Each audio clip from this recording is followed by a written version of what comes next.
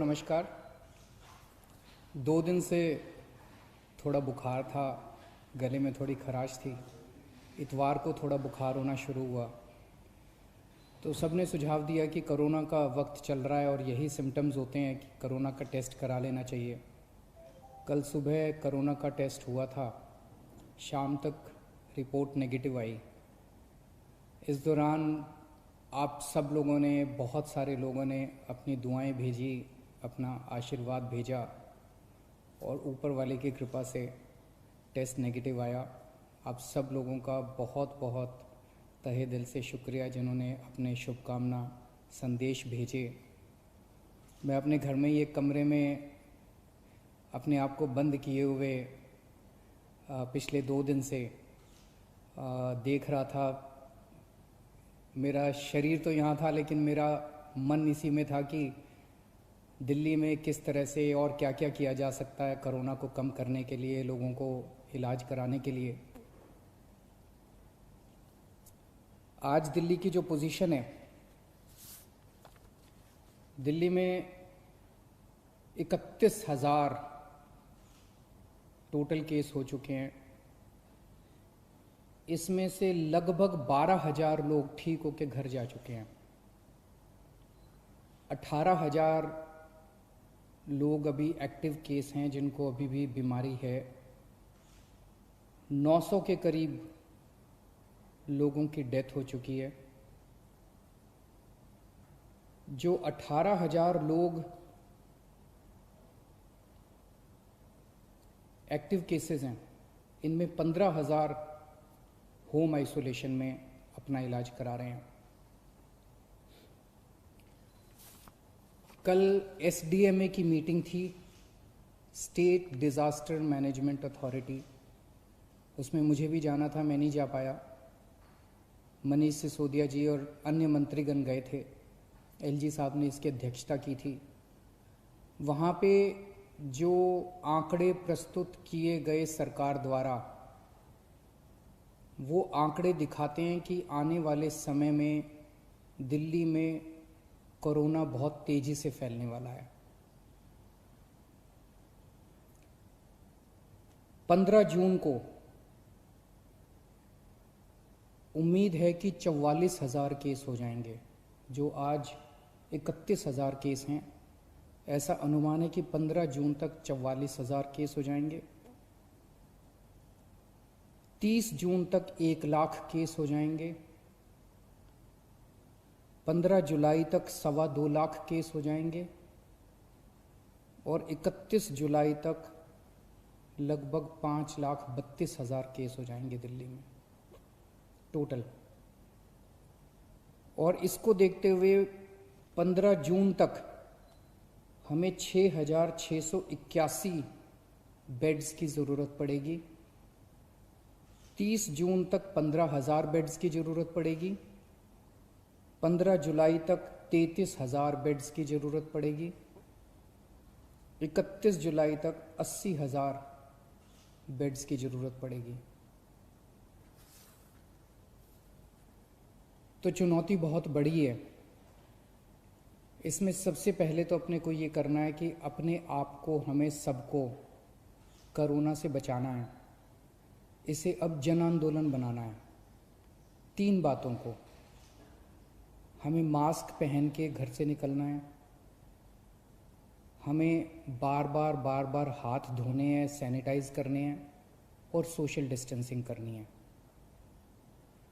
अभी तक हम कहते थे कि हमें करना है, अब हमें ये भी करना है कि अगर कोई नहीं कर रहा तो उनसे हाथ जोड़ के विनती करनी है कि भाई साहब आप भी कर लीजिए। आपकी सेहत के लिए भी अच्छा है, दूसरों की सेहत के लिए भी अच्छा है। क्योंकि अगर कोई और नहीं कर रहा तो उसकी वजह से दूसरों को फैल सकता है, उसकी वजह से कोरोना दूसरों को हो सकता है। तो इसे अब जन आंदोलन अपने को बनाना है, सबको खुद भी करना है और दूसरों से भी करवाना है। जैसे ऑड इवन में हमने जन आंदोलन किया था ना, ऑड इवन में हम भी करते थे और अगर कोई फॉलो नहीं कर रहा तो गाड़ी रोक के शीशा नीचे करके उसको कहते थे कि भाई साहब घर चले जाओ, आपका व्हीकल आज ऑड है या इवन है, ये ठीक नहीं है। ऐसे इसको भी अपने आप को जन आंदोलन बनाना है। अपने को अपने स्वास्थ्य के लिए ये ज़रूरी है। जितना इसको फॉलो करेंगे उतना चांसेस कम हैं कि आपको कोरोना होगा। दिल्ली की कैबिनेट ने निर्णय लिया था कि कोरोना के दौरान दिल्ली सरकार के अस्पतालों में दिल्ली में रहने वाले लोगों का इलाज हो, क्योंकि जैसे मैंने अभी आपके सामने बताया कि आने वाले समय में बेड्स की बहुत ज़रूरत पड़ेगी। सोमवार को केंद्र सरकार ने दिल्ली की कैबिनेट के उस निर्णय को पलट दिया और केंद्र सरकार ने, एलजी साहब ने आदेश जारी किया है कि दिल्ली के हर अस्पताल में सबका इलाज किया जाएगा। मैं देख रहा था टीवी पे कुछ लोग कह रहे थे कि केंद्र सरकार दिल्ली की कैबिनेट के फैसले को पलट नहीं सकती। एलजी साहब के पास दिल्ली के फैसले को, दिल्ली में चुनी हुई सरकार है, अभी कुछ महीने पहले चुनाव हुए थे जिसमें 62 सीट आई थी। दिल्ली की चुनी हुई सरकार के कैबिनेट के निर्णय को एलजी साहब या केंद्र सरकार पलट नहीं सकते। कुछ लोग ऐसा कह रहे थे। कुछ लोग कह रहे थे कि दिल्ली में खुद इतने सारे केस हो रहे हैं, दिल्ली के लोगों को खुद इतने बेड्स की ज़रूरत पड़ेगी। मेरा अब ये कहना है, केंद्र सरकार ने निर्णय ले लिया, एलजी साहब ने आदेश पारित कर दिया। ये समय असहमतियों का समय नहीं है, ये समय एक दूसरे से डिफर करने का समय नहीं है। अब जो निर्णय हो गया केंद्र सरकार का, एलजी साहब ने जो आदेश दे दिया उसको लागू किया जाएगा। एलजी साहब के आदेश को अक्षरशः लागू किया जाएगा, केंद्र सरकार के निर्णय को लागू किया जाएगा। अब इस पे कोई असहमति नहीं करनी, अब इस पे कोई वाद विवाद नहीं करना, अब इस पे कोई लड़ाई झगड़ा नहीं करना। ये सब लोग, मैं जितने सरकार के अंदर भी हैं, जितने पार्टी के लोग हैं, मैं सबको मैसेज देना चाहता हूं कि एलजी साहब के आदेश को लागू किया जाएगा, केंद्र सरकार के निर्णय को लागू किया जाएगा। चुनौती है, बहुत बड़ी चुनौती है, अभूतपूर्व चुनौती है। जैसा मैंने कहा, 15 जुलाई को दिल्ली में 33,000 बेड्स की जरूरत पड़ेगी दिल्ली वालों के लिए। 31 जुलाई को 80,000 बेड्स की जरूरत पड़ेगी। बाहर से कितने लोगों के आने की उम्मीद है? मोटे मोटे तौर पे देखें तो दिल्ली के अस्पतालों में जब कोरोना नहीं था, नॉर्मल टाइम में दिल्ली के अस्पतालों में 50% लोग दिल्ली के बाहर से आके इलाज कराते हैं।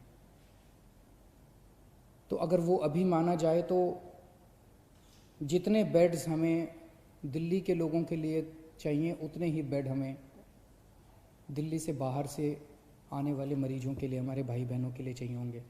तो 15 जुलाई को दिल्ली के वालों के लिए 33,000 बेड चाहिए, तो सारे मिला के बाहर वाले भी अगर मिलाएंगे तो 65,000 बेड्स की ज़रूरत पड़ेगी।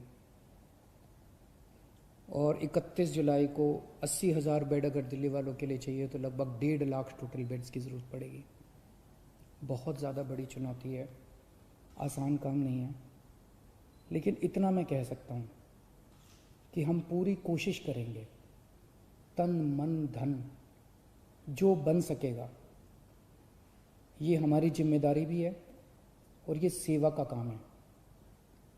मैं खुद निकलूँगा, कल से परसों से मैं खुद ज़मीन पे उतरूँगा। मैं खुद जाके स्टेडियम्स को, बैंक्वेट हॉल्स को, होटल्स को तैयार करवाएंगे। हम लोग जितना ज़्यादा से ज़्यादा हो सकेगा हम कोशिश करेंगे। मैं बस इतना कह सकता हूँ कि हमारी कोशिशों के अंदर ईमानदार कोशिश होगी और पूरी कोशिश होगी, कोई कमी नहीं होगी। लेकिन ये विपदा इतनी बड़ी है, ये मुसीबत इतनी बड़ी है, मानव जाति के इतिहास में शायद इतनी बड़ी विपदा कभी नहीं आई। हमारे काम में 100 कमियां रह सकती हैं, लेकिन हमारी नीयत में और हमारी कोशिश में आपको कमी नज़र नहीं आएगी। मैं पड़ोसी राज्यों से भी, वहाँ की सरकारों से भी निवेदन करता हूँ, अपील करता हूँ कि वहाँ समुचित व्यवस्था करें अपने अपने बेड्स के लिए और मरीजों के लिए। कर भी रहे होंगे, मैं किसी को दोष नहीं निकालना चाहता, कर भी रहे होंगे ताकि कम से कम लोगों को दिल्ली आने की ज़रूरत पड़े। इस दौरान मैं देख रहा था कि मीडिया वाले बहुत अच्छा काम कर रहे हैं। मैं मीडिया को सैल्यूट करना चाहता हूँ, मैं मीडिया को साधुवाद धन्यवाद देना चाहता हूँ। आपने हमारी जो जो कमियां रह जाती हैं, आप रोज़ हमारी कमियां बताते हैं और वो कमियां हमें सीखने का एक मौका देती हैं। आपने हमारे ऐप में इतनी सारी कमियां बताई, उन कमियों को पिछले एक हफ्ते के अंदर हमने काफ़ी दूर किया है। अभी भी कुछ कमियां हो सकती हैं, आप प्लीज़ हमें ज़रूर बताइएगा। काफ़ी कमियों को ऐप में दूर किया, लेकिन अभी भी जो कमियां हो हमें ज़रूर बताइएगा। मैं देखता हूं कि लगभग हर चैनल पे कुछ पेशेंट्स को या पेशेंट्स के रिश्तेदारों को, दोस्तों को, वो किस तरह से बताते हैं कि कई अस्पतालों में गए, मैं पहले इस अस्पताल में गया, मैं इस अस्पताल में गया, मैं इस अस्पताल में गया, मुझे इलाज नहीं मिला, मुझे बेड नहीं मिला। मैं सोच रहा था कि टोटल कितने 10, 12, 15 चैनल होंगे। उन 15 चैनलों पे 15 या 20 केसेस बताए जा रहे होंगे, लेकिन ऐसे लोगों की संख्या जिनको तकलीफ हो रही है, जिनको बेड नहीं मिल रहे, उससे कहीं ज़्यादा है। केवल 15-20 लोग नहीं हैं जो टीवी पे आए। लेकिन मैं आपकी जानकारी के लिए बता दूं, पिछले एक हफ्ते में एग्जैक्टली 8 दिन में दिल्ली के अस्पतालों में 1900 लोगों का एडमिशन हुआ, 1900 लोगों को बेड मिले हैं दिल्ली के अस्पतालों में। और आज 4200 बेड अभी खाली हैं। लेकिन ये 4200 बेड मोस्टली सरकारी अस्पतालों में खाली हैं, प्राइवेट के मोस्टली भर गए हैं। उसका भी इंतजाम कर रहे हैं, कोशिश कर रहे हैं। लेकिन पिछले 8 दिनों में 1900 लोगों को बेड मिले। लेकिन एक तरफ जहां 1900 लोगों को बेड मिले, वहीं कम से कम 150-200 लोगों को बेड के लिए धक्के भी खाने पड़े। तो जब टीवी चैनलों के ऊपर एक एक केस बताया जाता है, मेरी टीम एक एक केस पे गौर करती है और हम उससे सीखने की कोशिश करते हैं। एक तरफ हम कोशिश करते हैं कि उस व्यक्ति को हम उसकी विपदा दूर कर सकें, और दूसरी तरफ उसे तकलीफ क्यों हुई, हमारे सिस्टम में कहाँ कमी थी, उस कमी को सीख के उस सिस्टम की कमी को हम दूर करने की कोशिश करते हैं, ताकि आने वाले और किसी को तकलीफ ना हो। लेकिन फिर भी हम परफेक्ट नहीं हैं, सब कुछ ठीक नहीं है, अभी बहुत सारी कमियां हैं हमारे सिस्टम में, और सब कुछ लेकिन खराब भी नहीं है। काफ़ी कुछ काम हुआ भी है, हमारे डॉक्टर्स लगे हुए हैं, हमारे नर्सेस लगे हुए हैं, सरकारी ऑफिसर्स लगे हुए हैं, पुलिस वाले लगे हुए हैं, सब लोग बहुत काम कर रहे हैं। लेकिन अभी भी बहुत सारी चीज़ें ठीक करनी है। मेरी मीडिया के साथियों से निवेदन है कि इसी तरह से आप हमें अपने चैनल पे तो दिखाते ही हैं, लेकिन अगर चैनल के अलावा भी कहीं कोई आप कोई स्टोरी ना दिखा पाएँ, कहीं कोई कमी नज़र आए, तो फ़ोन कर देना, उसको हम ठीक कराने की कोशिश करेंगे। और सबसे ज़रूरी बात, ये समय आपस में लड़ने का नहीं है, ये समय राजनीति का नहीं है। मैं देखता हूँ आपस में ये पार्टियां सारी लड़ रही हैं। बीजेपी वाले आम आदमी पार्टी से लड़ रहे हैं, आम आदमी पार्टी वाले कांग्रेस से लड़ रहे हैं, कांग्रेस वाले बीजेपी से लड़ रहे हैं, वो उससे लड़ रहा है, वो उससे लड़ रहा है। अगर हम सारे आपस में लड़ते रहे तो कोरोना जीत जाएगा। और जो एक आम आदमी बैठ के टीवी चैनल देखता है, वो सोचता है यार ये क्या पार्टियां हैं, आपस में लड़ रही हैं, मेरी किसी को परवाह नहीं है। हमें आपस में नहीं लड़ना, हमें इस टाइम एकजुट होना है, हमें एक देश बनना है। जब तक सारे मिलके नहीं लड़ेंगे, बीजेपी, कांग्रेस, आम आदमी पार्टी, ये पार्टी, वो पार्टी, डॉक्टर्स, नर्सेज, पुलिस, सारी संस्थाएं, समाजसेवी संस्थाएं, धार्मिक संस्थाएं, जब तक सारा देश मिलके एक साथ नहीं लड़ेगा, तब तक हम कोरोना को नहीं जिता पाएंगे। आप सोच भी नहीं सकते कितनी बड़ी विपदा है ये।